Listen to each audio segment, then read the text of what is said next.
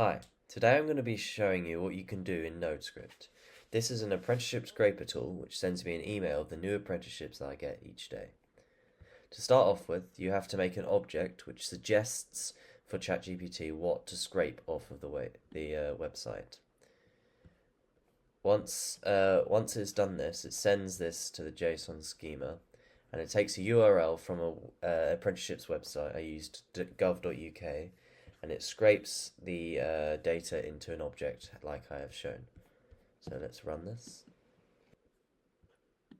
Once this is completed, it has made an object which has each apprenticeship in an index with a name, a location, a short description, a link, and a distance, which is very important for the next part.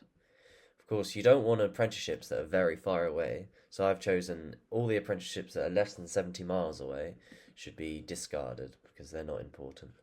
So in this subgraph, it takes the distance variable in the object apprenticeships, checks if it's less than 70, and filters from the array all of those out.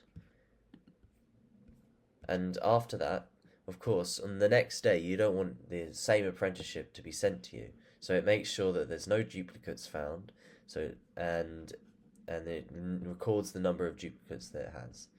With this filtered jobs, so if we run the filtered jobs, so there's only one job remaining, which is a distance of 48 and hasn't been seen before. So this gets sent to your JSON for the prompt, where the prompt asks ChatGPT to sort this out into a paragraph describing it, and in the form of HTML email, so you can use that later. It also displays how many duplicates were found at the end of the thing, so you know if any are still there, and you can check the URL.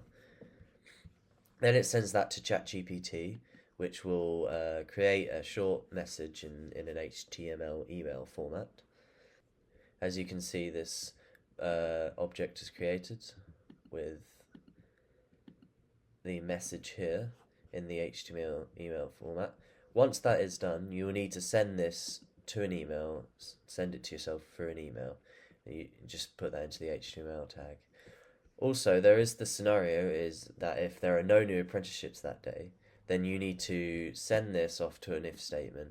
And if there is no new apprenticeships today, there'll be an email sent that says there are no new apprenticeships.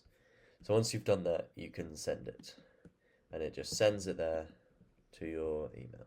Once you've sent the email, you'll get an email looking like this, where it will send you a short little intro with the apprenticeship, the location, the distance, a short description, and a find on map function.